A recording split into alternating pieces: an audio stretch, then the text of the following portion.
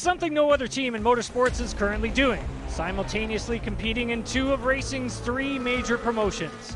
Huge strides have given McLaren what might be Formula One's fastest car, while in North America, McLaren has arguably become IndyCar's most popular team. So just how connected are the 2 wings of the team? That's what I sought to find out from McLaren's team principal, Toronto-born Gavin Ward. There's quite a lot we can learn from aerodynamics properties of this car that are actually pretty similar to an F1 car.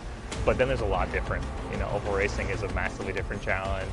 The tracks we race on are so different. And if I'm brutally honest, IndyCar is a lot more fun and it's a lot more competitive. Award wins! McLaren! Flag, you just won at Mid-Ohio, buddy. And toppled Alex Palou at Mid-Ohio! The connective tissue between teams isn't restricted to the business side. On the track, Mexico's Pato O'Ward currently sits 3rd in the IndyCar standings with 2 wins.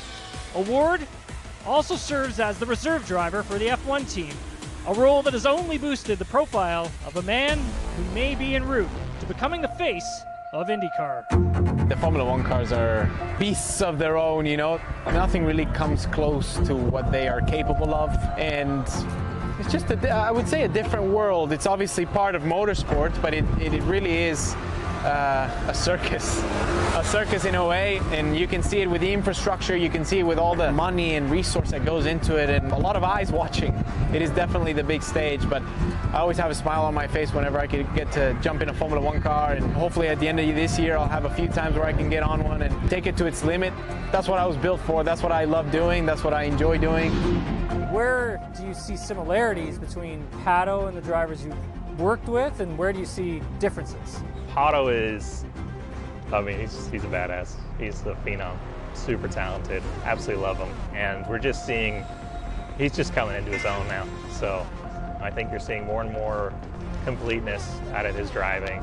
And the more he can put that work in to developing the big picture, the racecraft, those things tend to come a little later than raw pace and pure talent. He's got that in spades. It's fun to work with him as he's in this phase of, I think, really coming into his own, still a young guy, but really putting all the pieces together.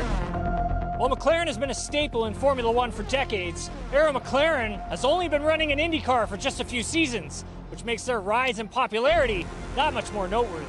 We're working towards being the team, right? We always want to be the team, because if you want to be something else, then you're in the wrong sport.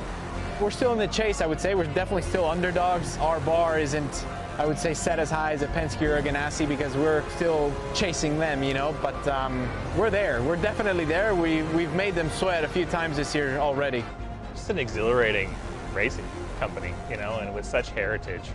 But also, I think the freshness to kind of do things in a new, more modern way, married with that history of a racing team that's accomplished so much over the years, and then a little bit of an underdog here in IndyCar, and we're just nipping at their heels. Seeing papaya everywhere you look is pretty awesome.